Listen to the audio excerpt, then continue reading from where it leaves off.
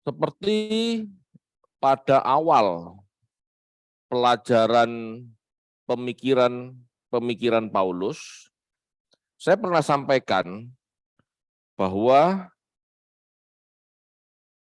ada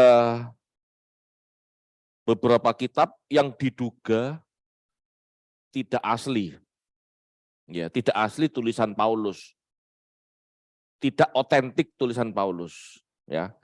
Kalau yang otentik itu surat Roma, 1-2 Korintus, Galatia, Filipi, dan 1 Tesalonika, dan Filemon, ya.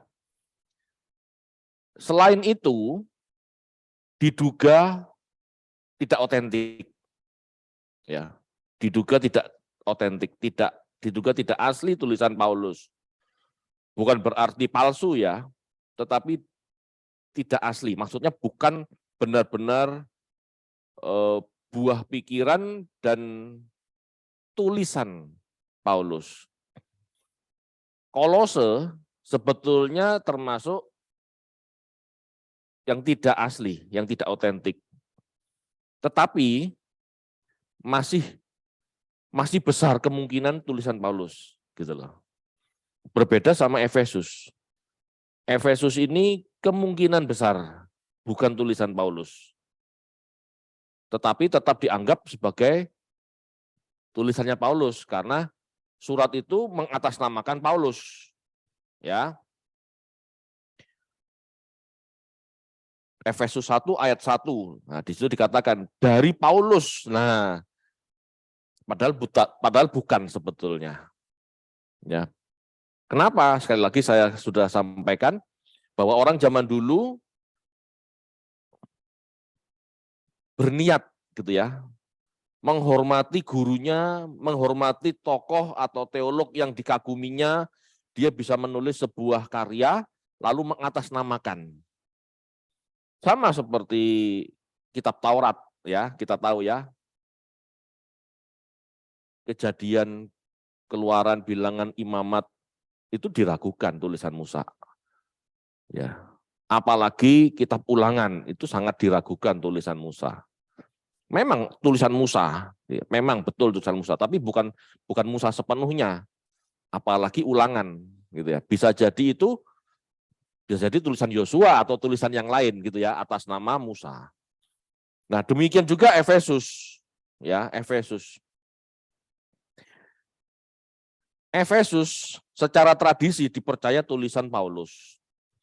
Namun beberapa telah melihat perbedaan di gaya bahasa, perbendaharaan kata, dan penekanan doktrin.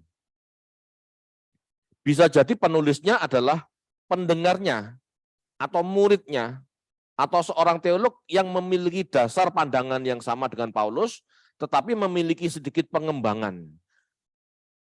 Dan itu wajar.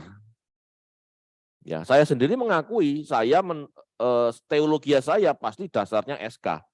Saya yakin pasti dasarnya Pak Eras, ya. Sistematika yang ada di kelas kita di HOT itu dari Pak Eras. Tetapi pengembangannya, ya, pendalamannya bisa jadi berbeda. Ya, meskipun itu tidak banyak. Sama seperti Efesus, gitu ya. Yang jelas penulis ini adalah seorang Kristen keturunan Yahudi. Ya, Kristen keturunan Yahudi.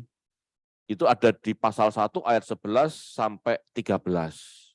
Tidak perlu kita baca karena ya bisa dibaca sendiri nanti ya, ini nggak penting.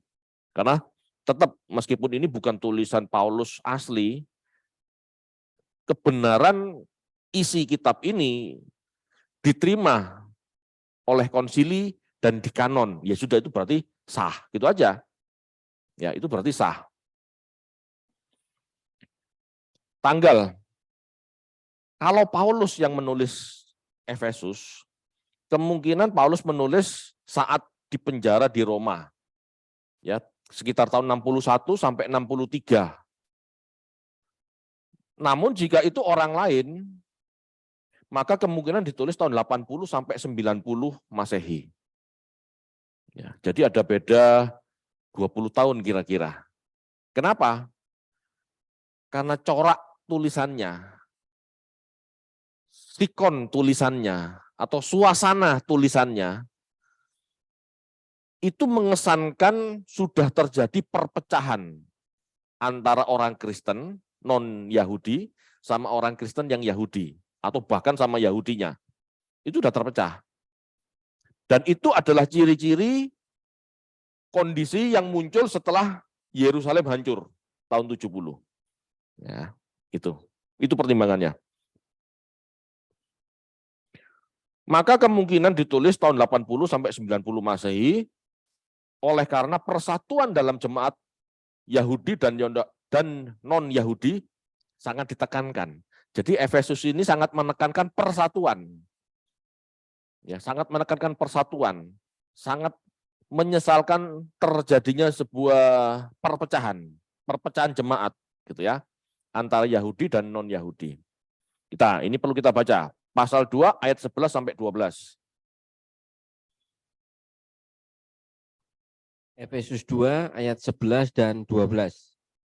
Karena itu ingatlah bahwa dahulu kamu sebagai orang-orang bukan Yahudi menurut daging, yang disebut orang-orang tak bersunat oleh mereka yang menamakan dirinya sunat, yaitu sunat lahiriah yang dikerjakan oleh tangan manusia. Ayat 12, bahwa waktu itu kamu tanpa Kristus tidak termasuk kewargaan Israel dan tidak mendapat bagian dalam ketentuan-ketentuan yang dijanjikan, tanpa pengharapan dan tanpa Allah di dalam dunia. Oke, ya, jadi jelas ditekankan. Kamu orang tidak bersunat, kamu bukan Yahudi, itu ditekankan. Jadi diduga perpecahan ini terjadi saat Yerusalem telah hancur. Sehingga jemaat non-Yahudi, yaitu orang Yunani, orang Romawi, telah melupakan hubungannya dengan keyahudian. Ya, telah melupakan hubungannya dengan keyahudian. Latar belakang. Isi dari Efesus bersifat umum, yang memberi karakter dari sebuah buku daripada sebuah surat. Jadi Efesus ini lebih tepat disebut sebuah buku atau istilahnya surat umum, koran, istilahnya gitu ya, surat pengumuman daripada sebuah surat. Karena tidak ada salam pribadi, walaupun ini ditujukan ke sebuah kota di mana Paulus menghabiskan waktunya selama 2,5 tahun, ya, di pertengahan tahun 50. Tetapi sebetulnya tidak ditujukannya kepada orang-orang kudus. Ya. Coba dibaca aja, pasal 1 ayat 1.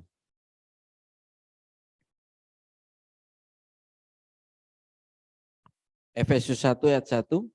Dari Paulus, Rasul Kristus Yesus oleh kehendak Allah, kepada orang-orang kudus di Efesus, orang-orang percaya dalam Kristus Yesus. Oke. Di teks asli, tulisan di Efesus, dikatakan toh, kepada orang-orang kudus di Efesus, sebetulnya hanya kepada orang-orang kudus. Tidak ada tulisan di Efesus. Dalam teks aslinya tidak ada kata di Efesus, tidak ada. Di dalam teks asli itu diletakkan dalam kurung. Berarti itu tambahan dari teks asli. Sama seperti doa Bapa kami, kepada engkaulah yang mempunyai kemuliaan sampai selama-lamanya, itu dalam kurung, itu tambahan. Ditambahkan pada teks-teks berikutnya, bukan teks asli. Di teks aslinya tidak ada. Di teks yang tua-tua, teks abad kedua ke bawah tidak ada. Adanya abad 2 ke atas. Gitu ya. Berarti ini tambahan. Ya. Erasmus, ya, seorang teolog dan teolog-teolog abad ke-18 melihat kejanggalan ini. Selain banyak kosakata dan istilah yang tidak biasa dipakai oleh Paulus, pandangan surat Efesus sedikit berbeda dengan Paulus, meskipun tidak bertentangan. Jadi ada pandangan yang berbeda, doktrinnya berbeda dari yang biasa Paulus gunakan. Jadi belajar Alkitab itu sampai seteliti itu, gitu ya. Jadi suasana kisahnya, ceritanya, oh ini kok begini ya. Rasanya enggak mungkin ada perpecahan sebelum Yerusalem hancur. Setelah Yerusalem hancur, suasana perpecahan itu kelihatan. Bisa jadi ini ditulis abad 80 sampai 90. Itu pertimbangan pertama. Pertimbangan kedua, tidak ada tulisan di Efesus. Berarti ini tulisan umum. Kemungkinan besar ya, kemungkinan besar surat ini sebetulnya surat untuk jemaat Laodikia. Bukan Efesus sebetulnya. Ya. Karena tidak ada kesan surat untuk Efesus gitu ya. Yang ada Laodikia, meskipun itu masih wilayah, meskipun satu wilayah, ya. Coba kita baca Kolose 4 ayat 16.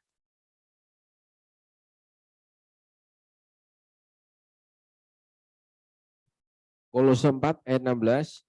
Dan bila mana surat ini telah dibacakan di antara kamu, usahakanlah supaya dibacakan juga di jemaat Laodikia, dan supaya surat yang untuk Laodikia dibacakan juga kepadamu.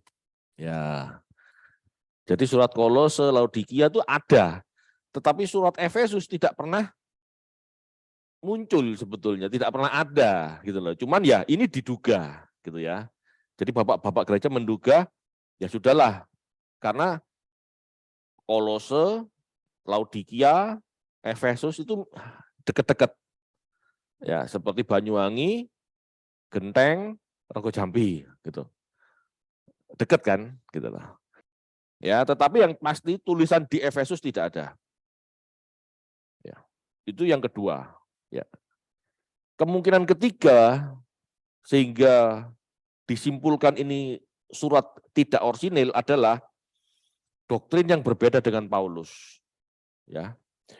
Bagi Paulus, Israel sejati adalah jemaat Kristen. Orang Kristen itu ya Israel. Dan Israel dahulu hanya mereka yang percaya janji Tuhan. Ya, janji Tuhan yaitu Yesus maksudnya. Tidak semua Israel adalah Israel.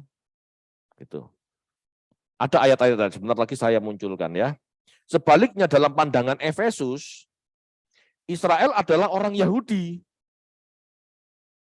Berbeda dengan non-Yahudi. Jadi Efesus itu masih membedakan antara Yahudi dan non-Yahudi. Kalau bagi Paulus, yang penting percaya Yesus, dialah Israel. Gitu ya. Bagi Efesus, bagi surat Efesus ya, teologi surat Efesus, gereja justru mempersatukan Israel. Ya. Gereja justru mempersatukan Israel atau Yahudi dan bukan Israel, non-Yahudi. Jadi Efesus ini kesannya masih sektarian atau masih sukuisme gitu ya. Kalau Rasul Paulus jelas tidak ada Yunani maupun Yahudi, tidak ada Yahudi maupun Yunani gitu ya. Di hadapan Tuhan semua sama. Itu teologi Paulus. Ya. Jadi seketat itu. Jadi tiap kitab harus kita dapatkan teologianya. Sebetulnya teologi rasul-rasul itu kan beda-beda. Tetapi tidak bertentangan. Di situ kita harus cerdas gitu ya. Tidak bisa langsung comot gitu. Itu kalau berpikir secara biblika. Memang ketat. Kita akan cek ya. Ayo coba tampilkan teologi Paulus.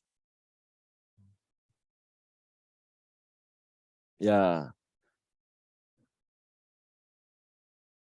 Silahkan. Nah, kalau Anda mungkin tidak kelihatan, tetapi yang di Zoom lebih kelihatan kelihatannya. Karena bukan, tidak usah dibesarin gitu. Maksimalkan aja coba. Iya. Dikatakan di sana, teologi Paulus ya, tidak membedakan sunat atau tidak. Yang penting percaya Yesus dan sunat hati, dialah Israel atau gereja. Lalu dalam teologi Paulus, serangan terhadap Yudaisme itu sangat terasa. Anda lihat ya, sampai Paulus di penjara, itu kan karena saking kerasnya dia bicara tentang Yudaisme. Kita buka Galatia 6 ayat 15 sampai 16.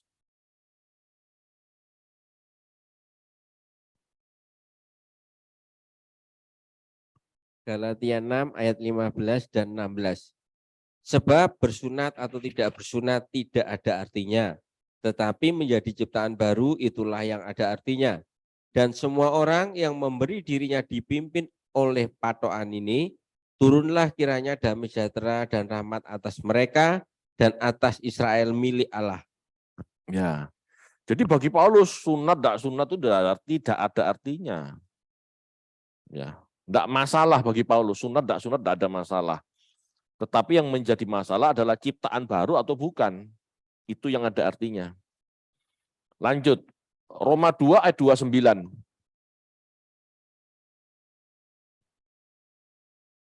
Roma 2 ayat 29. Tetapi orang Yahudi sejati ialah dia yang tidak nampak keyahudiannya, dan sunat ialah sunat di dalam hati, secara rohani, bukan secara hurufiah. Maka pujian baginya datang bukan dari manusia, melainkan dari Allah. Jelas. Ini teologi Paulus. Bagi Paulus, sunat tidak ada masalah. Ya, bukan masalah, tidak ada artinya. Yang berarti adalah sunat dalam hati. Maksudnya apa? Membersihkan segala kekotoran yang ada dalam batin kita, ya secara rohani, bukan harafiah. Lanjut ya, kita baca Roma 9 ayat 6.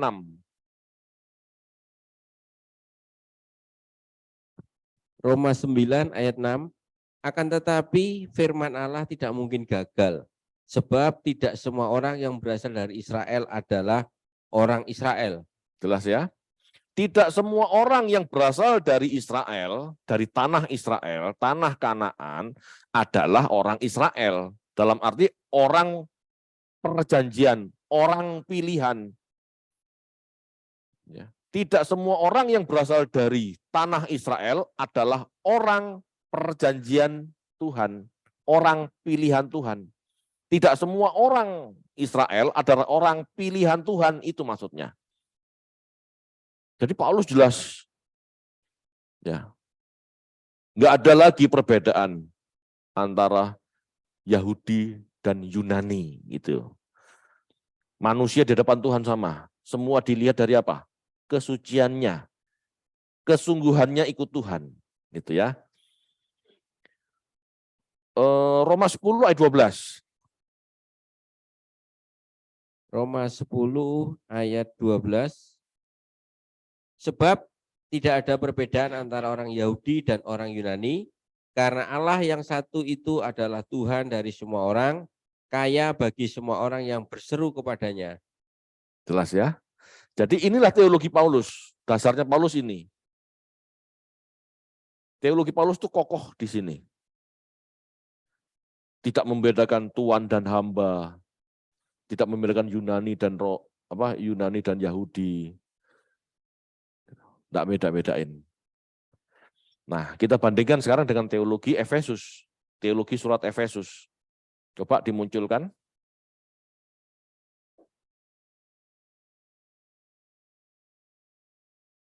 Oke. Teologi Efesus membedakan Yahudi dan non-Yahudi. Percaya Yesus berarti masuk warga Israel. Bagian dari orang-orang kudus, keluarga Allah atau gereja. Ya, jadi membedakan Yahudi dan non-Yahudi. Kalau non-Yahudi percaya Yesus, berarti masuk warga Israel. Berarti bagian dari orang kudus, keluarga Allah atau gereja. Jadi sebetulnya yang orang Israel itu orang Yahudi saja. Yang sebetulnya disebut Israel adalah orang-orang kudus, orang Yahudi, keluarga Allah itu. Kalau orang non-Yahudi percaya Yesus, baru diserap dalam gereja, diadopsi, dicangkokkan, itu istilahnya, masuk dalam keluarga Allah, bagian dari Israel. Jelas ya bedanya? Atau masih bingung?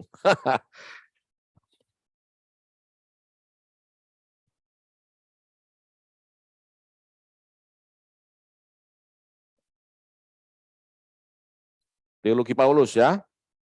Kalau teologi Paulus, orang Yahudi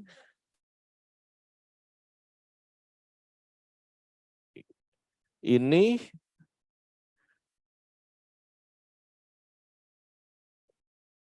Jika tidak percaya Yesus,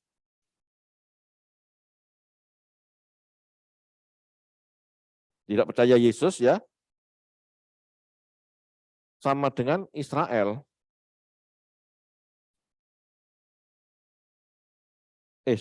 Bukan Israel. Ya.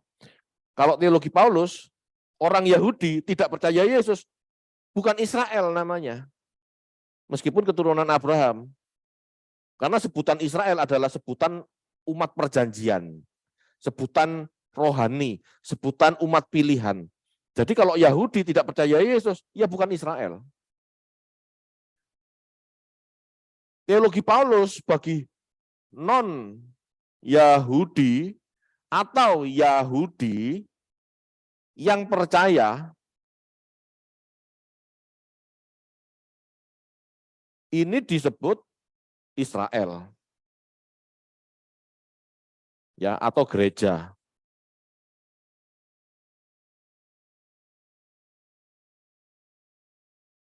Jelas ya bedanya ya.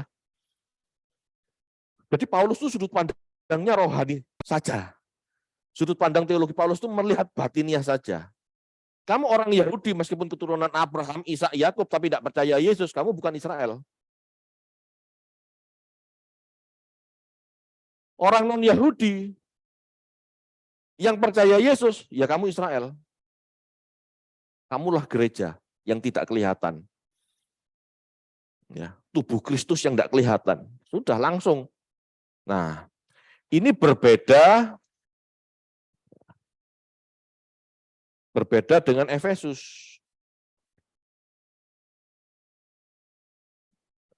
Teologi Efesus.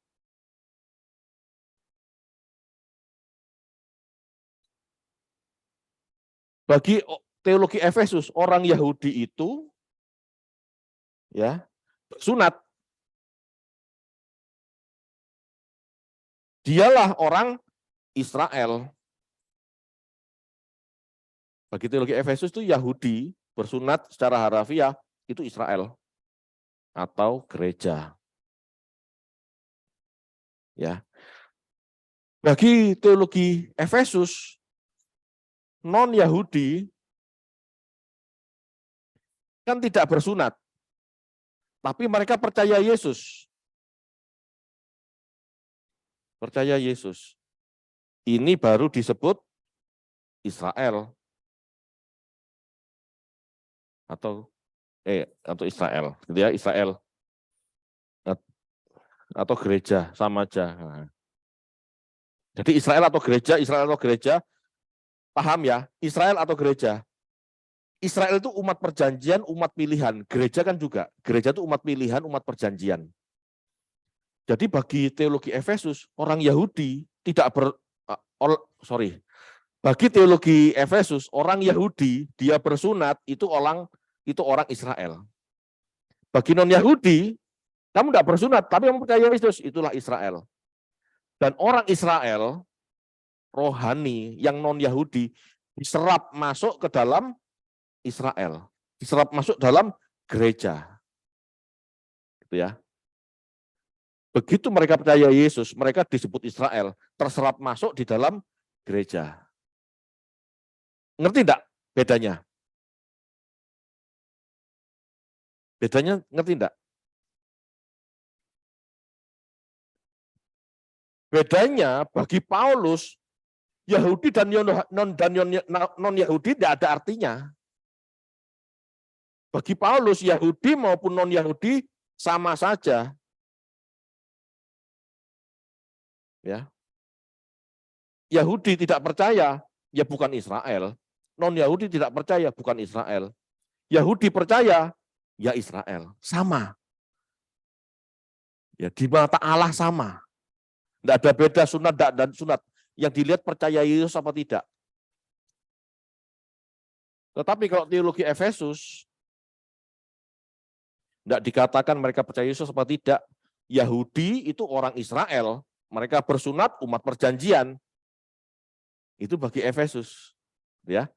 Bagi non-Yahudi harus percaya Yesus karena kamu tidak bersunat. Kamu harus mengikuti jejak Yesus. Kalau orang-orang bersunat sudah punya hukum Taurat. Ya.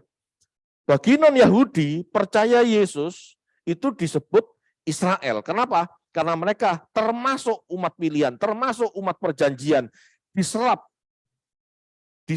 ke dalam golongan golongan daging yang sah, golongan keturunan Abraham secara biologis, gitu loh maksudnya.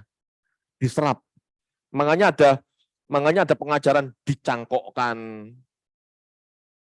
Ingat ya, dicangkokkan. Kita yang orang non-Yahudi ini dicangkokkan kepada ini, gitu loh. Pelajaran Paulus tidak ada kayak gitu. Pelajaran Paulus aslinya Yahudi non-Yahudi sama saja. Ya, ngerti ya?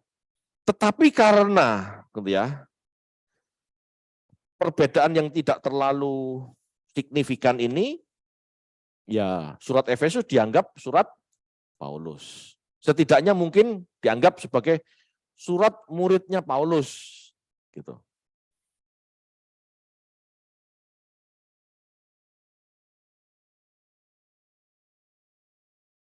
Kenapa ini saya jelaskan dulu?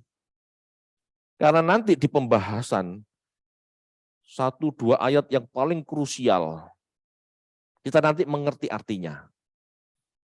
Ya, kita nanti mengerti makna aslinya, yang selama ini diperdebatkan ribuan tahun atau ratusan tahun lah. Ya. Lanjut. Tema utama, kesatuan gereja yang universal. Tema utamanya surat Efesus adalah kesatuan gereja yang universal. Ya, Yahudi maupun non-Yahudi. Jadi istilahnya gini loh. Surat Efesus menekankan gereja itu adalah orang Yahudi dan non-Yahudi yang percaya Yesus. Ya, ini satu keluarga besar, keluarga Allah. Jangan kamu pecah. Kamu satu kesatuan tubuh Kristus, Yesus kepalanya.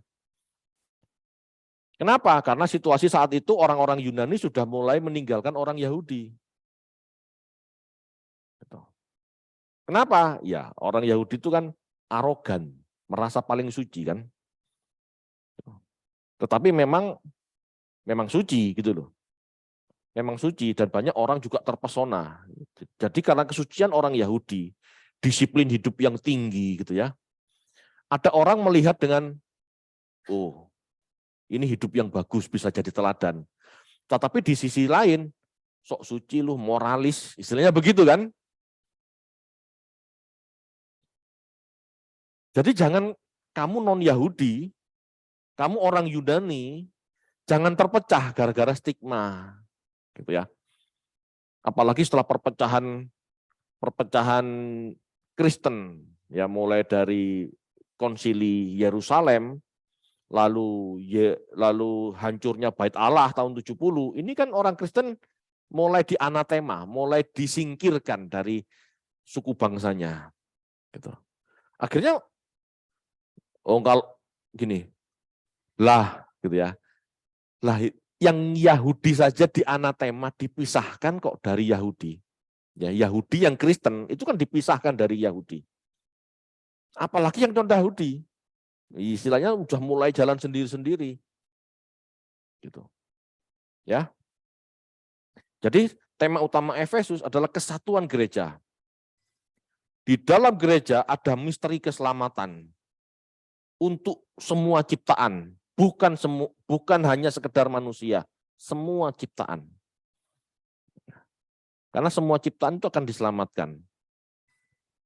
Ya, ini tradisi kuno gereja, paham gereja seperti itu. Makanya dikatakan di salah satu surat, mereka segala makhluk menantikan anak-anak Allah. Pernah dengar? Dengar ya? Ada kan? Dikatakan segala makhluk, bukan manusia loh di situ. Meskipun ada sebagian pendeta berpikir itu manusia. Tetapi dikatakan segala makhluk menantikan tampilnya atau dinyatakannya anak-anak Allah.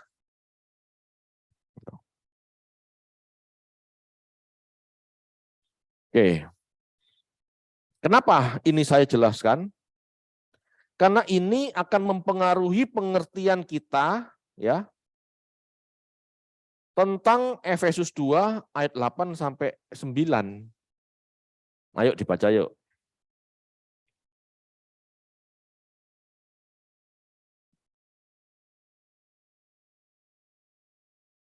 Efesus 2 ayat 8 Sampai 9. dan 9. Sebab karena kasih karunia kamu telah diselamatkan oleh iman, itu bukan hasil usahamu tetapi pemberian Allah. Itu bukan hasil pekerjaanmu, jangan ada orang yang memegahkan diri.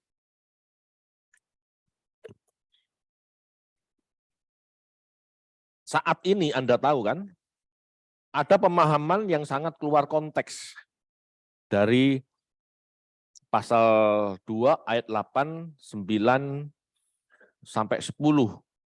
Lihat, ayat 10-nya belum ya Pak ya? Coba dibaca. Efesus 2 ayat 10, karena kita ini buatan Allah, diciptakan dalam Kristus Yesus untuk melakukan pekerjaan baik yang dipersiapkan Allah sebelumnya. Ia mau supaya kita hidup di dalamnya. Oke. Ayat ini terkenal ya. Bagi yang seneng ribut sama orang-orang sebelah, ya di situ dikatakan, sebab karena kasih karunia kamu diselamatkan oleh iman, itu bukan hasil usahamu, makanya tidak perlu usaha, kan gitu kan? Percuma kamu usaha karena keselamatanmu bukan karena usaha, tapi karena kasih karunia, kan gitu. Seolah-olah keselamatan itu pemberian jebret gitu. Seolah-olah orang ditetapkan selamat gitu. Seolah-olah Tuhan sudah memilih sejak semula, gitu ya. Siapa yang selamat? Makanya dikatakan kasih karunia, yang lain tidak dapat kasih karunia. Seperti itu kan? Jadi seolah-olah orang percaya adalah penetapan Allah sepihak. Tidak perlu berbuat baik. Ya, padahal jika dipahami sesuai konteks saat itu, jemaat Efesus yang kebanyakan orang non-Yahudi bisa percaya Yesus karena pemberitaan Paulus. Namun bukan berarti tanpa respon dan pilihan. Mereka memilih kekristenan pun memiliki tantangan dari masyarakat kafir. Ya, coba kita bedah ayat-ayat ini. Munculkan gambar ketiga.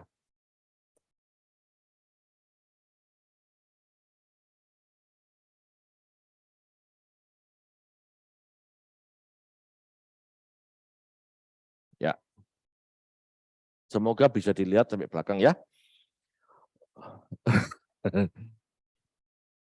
Ini adalah gini, buka saja Alkitab Anda masing-masing karena ini adalah Efesus 2 ayat 8, 9, 10, 11 sebetulnya. Ya. Ini kan sudah dibaca Pak Handoko tadi. Saya hanya memberi titik tekan di kalimat yang saya warna merah. Sebab karena kasih karunia kamu diselamatkan oleh iman. Jadi orang-orang ini merasa kamu diselamatkan oleh kasih karunia. Iman bukan hasil usahamu, tapi pemberian, gitu kan. Tetapi sebetulnya kalau melihat ini, kita harus melihat ayat-ayat selanjutnya. Apa yang dimaksud dengan kamu. Kamu itu bukan orang Kristen zaman sekarang. Kamu itu bukan kita. Ya. Sebab oleh kasih karunia kamu diselamatkan oleh iman. Kamu di situ, coba kita lihat pasal 11. Ya, di pasal 11 ditulis, karena itu ingatlah bahwa kamu dahulu sebagai orang-orang bukan Yahudi menurut daging. Yang disebut orang-orang tak bersunat oleh mereka yang menamakan dirinya sunat, yaitu sunat lahiriah yang dikerjakan oleh tangan manusia. Jadi yang disebut kamu di situ, yang diselamatkan oleh kasih karunia, oleh iman, itu sebetulnya adalah orang-orang Yunani yang hidup saat zaman surat Efesus itu. Mulai ada bayangan enggak? Jadi bukan orang-orang yang ditetapkan. Seperti tafsiran aliran sebelah. Dikatakan di situ, oleh kasih karunia, kamu, non-Yahudi maksudnya, diselamatkan oleh iman. Percaya dan taat kepada Yesus. Gitu ya. Karena kasih karunia, karena iman. Kok bisa begitu? Dikatakan sebagai pemberian Allah sebelumnya, mereka tidak pernah mengenal Tuhan yang benar. Dan yang memperkenalkan pun adalah Paulus, orang Yahudi maksudnya. Jadi bukan karena usaha mereka sebagai non-Yahudi yang mencari, bukan. Jadi jangan sombong. Ngerti tidak maksudnya? Masih bingung? Sebab karena kasih karunia kamu diselamatkan oleh iman. Nah, aliran sebelah berpikir bahwa kamu diselamatkan oleh iman, oleh kasih karunia. Bahkan iman pun itu pemberian Allah, bukan hasil pekerjaanmu. Kan gitu toh? Tetapi sebetulnya maksudnya, kalau secara biblika ya, karena kasih karunia, kamu orang-orang Yunani, orang-orang Efesus, diselamatkan oleh karena kasih karunia, diselamatkan oleh iman. Itu bukan hasil usahamu. Itu pemberian Allah melalui Paulus. Kamu kan tidak pernah mencari, kamu orang kafir kan, kamu tidak pernah mencari keselamatan, kamu tidak pernah mencari Allah yang benar. Lalu ujuk-ujuk, utuk-utuk, tiba-tiba Paulus datang memberitakan kebenaran. Itu kasih karunia buat kamu. Itu pemberian Allah. Paulus datang ke Efesus memberitakan Yesus, itu kasih karunia buat kamu. Dan kalau kamu percaya Yesus, beriman pada Yesus, ya, itu kemurahan Tuhan, itu pemberian Allah. Paulus mengirim, ya, Allah mengirim Paulus kepada orang Efesus supaya kamu bisa taat. Itu kan pemberian. Itu bukan usahamu. Kamu tidak pernah mencari Yesus kan? Kamu tidak kenal Yesus kan? Paham maksudnya? Jadi bukan ditetapkan selamat. Allah menetapkan sebelumnya, tidak ada seperti itu. Yang di Zoom bisa paham sampai sini? Kalau aliran sebelah kan berpikir, kamu itu ditetapkan, makanya kamu jadi bisa percaya Yesus karena kamu ditetapkan. Tidak seperti itu. Orang Efesus percaya Yesus karena Paulus yang mengajar Yesus, karena Paulus yang menginjil. Bukan ditetapkan. Orang Efesus yang percaya pemberitaan Paulus itu juga punya tantangannya. Mereka pasti dikucilkan sama masyarakat kafirnya. Mereka berjuang untuk percaya Yesus. Lupa itu disebut pemberian Allah. Yang disebut pemberian Allah itu Paulus dikirim kepada orang non-Yahudi supaya mereka bisa mengenal Yesus. Itu pemberian Allah. Karena orang kafir sebelumnya kan nggak percaya Yesus. Percayanya dewa-dewa. Itu loh pemberian Allah. Tiba-tiba datang penginjil namanya Paulus, aku bisa kenal Yesus, itu loh anugerah. Tiba-tiba aku bisa percaya Yesus, beriman pada Yesus. Itu loh iman, itu loh pemberian Allah. Itu tidak bisa dikenakan pada kita, tiba-tiba kita jadi orang Kristen, itu disebut kasih karunia. Bukan. Tidak seperti itu. Pada saat saya baca ini, wah iya. Ternyata bodoh sekali kalau kita hanya baca satu ayat saja, itu bodoh sekali. Ya. Lanjutnya di ayat 10-nya dikatakan apa? Karena kita ini buatan Allah. Nah, di situ pakai kata kita. Ya, kalau di ayat sebelumnya karena kasih karunia kamu diselamatkan oleh iman, kamu di situ orang non-Yahudi. Di sini karena kita, ya, penulis Efesus mengatakan karena kita ini buatan Allah. Kita di sini adalah Yahudi dan non-Yahudi berarti. Karena kita kan. Kita ini berarti kan gereja maksudnya. Ya. Karena kita, gereja, diciptakan dalam Kristus Yesus untuk melakukan pekerjaan baik yang dipersiapkan Allah sebelumnya. Ya. Jadi maksudnya, setiap orang yang percaya Yesus adalah buatan Allah. Yahudi maupun non-Yahudi adalah buatan Allah. Dengan tujuan melakukan segala kebaikan. Maka hiduplah dalam kebaikan. Orang percaya tetap harus melakukan kebaikan. Karena memang kita dicetak, dibentuk Tuhan untuk melakukan kebaikan. Jangan ngomong kebaikan, tidak perlu.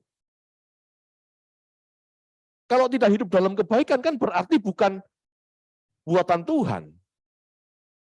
Mana bisa dikatakan selamat? Ya. Bagi non-Yahudi, disatukan dengan Israel atau Yahudi menjadi satu manusia baru oleh Yesus, itu kasih karunia. Saya ulangi, bagi non-Yahudi, disatukan dengan Israel atau Yahudi menjadi satu manusia baru oleh Yesus itu namanya kasih karunia. Bagi non-Yahudi, disatukan dengan Yahudi menjadi satu manusia baru, Kristen maksudnya, gitu ya. Itulah kasih karunia. Kenapa disebut kasih karunia?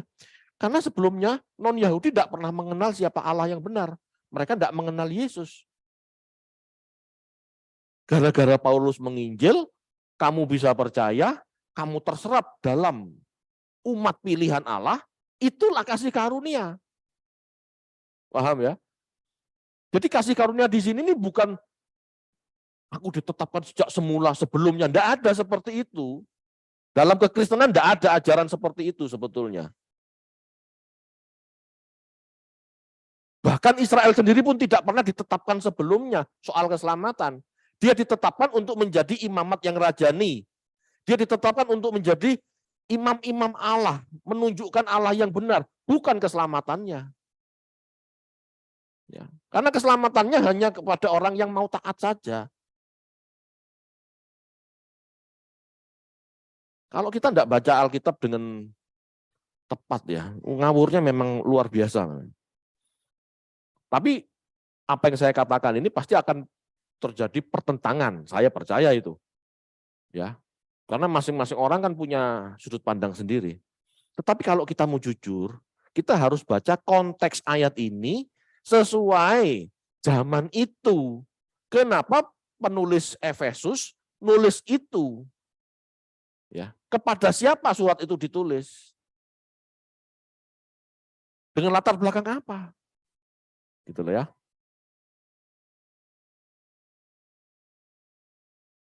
Jadi dikatakan di sana, ya, oke, saya ulangi lagi supaya jelas. Bagi non-Yahudi disatukan dengan Israel, menjadi satu manusia baru oleh Yesus, itu kasih karunia. Sehingga bisa menjadi satu roh. Dan beroleh jalan masuk kepada Bapa. Ya, itu kasih karunia. Kamu tidak pernah minta, kamu dapat, itu kasih karunia. Demikianlah kamu, non-Yahudi, bukan lagi orang asing atau pendatang, melainkan kawan sewarga orang-orang kudus, yaitu Yahudi maksudnya, dan anggota keluarga Allah, itu gereja.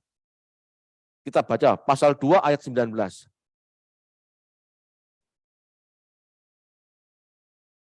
Efesus 2 ayat 19. Demikianlah kamu bukan lagi orang asing dan pendatang, melainkan kawan sewarga dari orang-orang kudus dan anggota-anggota keluarga Allah. Ya. Jadi dalam ajaran surat Efesus ada kesan membedakan antara non-Yahudi dan Yahudi. Masih ada kesan superioritas Yahudi. Ya, itu masih terasa. Meskipun tujuannya untuk mengingatkan jemaat non-Yahudi agar masih mau bersatu seiman dengan orang Yahudi yang percaya sebagai gereja universal.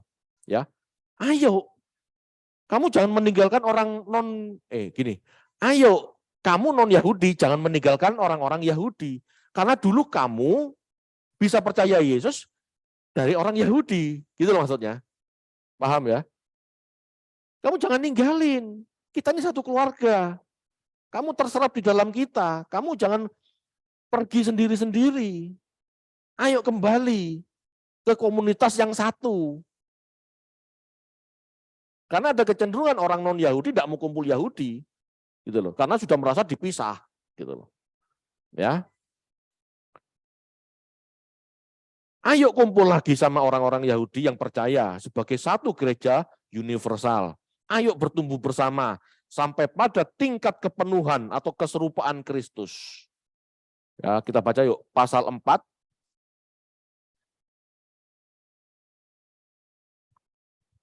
Pasal 4 ayat 2 sampai 6. Efesus 4 ayat 2 sampai 6.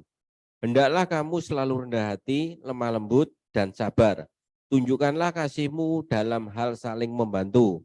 Dan berusahalah memelihara kesatuan roh oleh ikatan damai sejahtera. Satu tubuh dan satu roh, sebagaimana kamu telah dipanggil kepada satu pengharapan yang terkandung dalam panggilanmu. Satu Tuhan, satu iman, satu baptisan.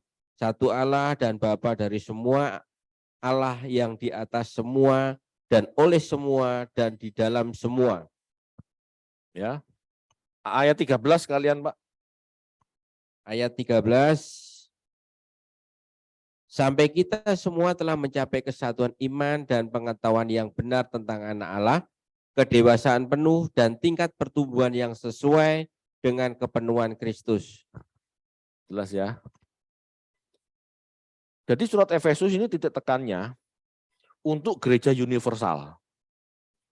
Jangan sampai ada yang terpecah-pecah.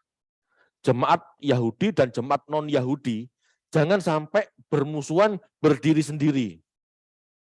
Ayo tetap bersatu. Ya.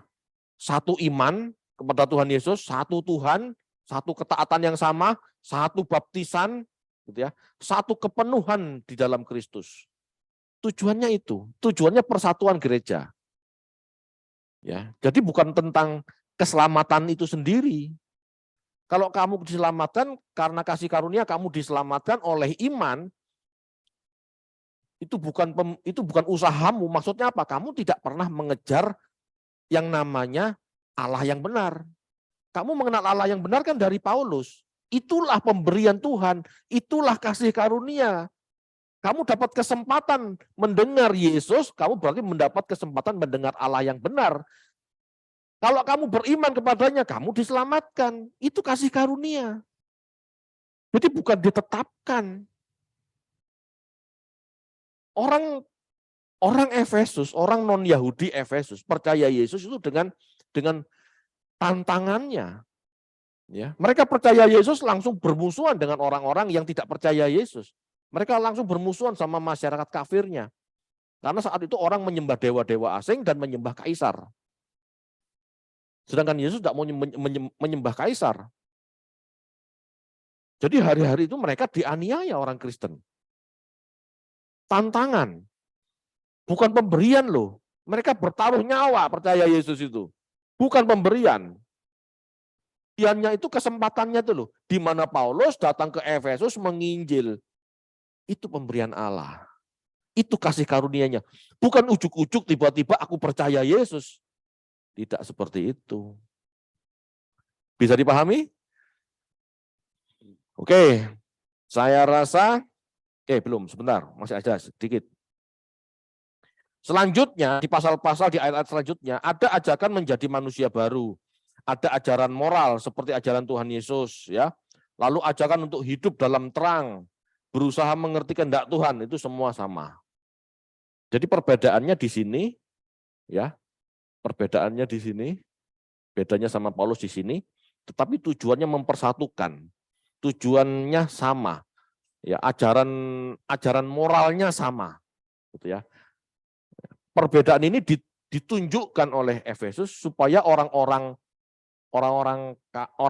non Yahudi yang percaya Yesus, orang-orang Yunani yang percaya Yesus tidak sombong, gitu ya. Karena kamu dulu tanpa orang Yahudi yang namanya Paulus, kamu yang tidak kenal Yesus. Jadi jangan tinggalkan jemaat Yahudi, itu maksudnya. Ayo tetap jadi satu. Ya, seperti itu. Oke, saya rasa cukup.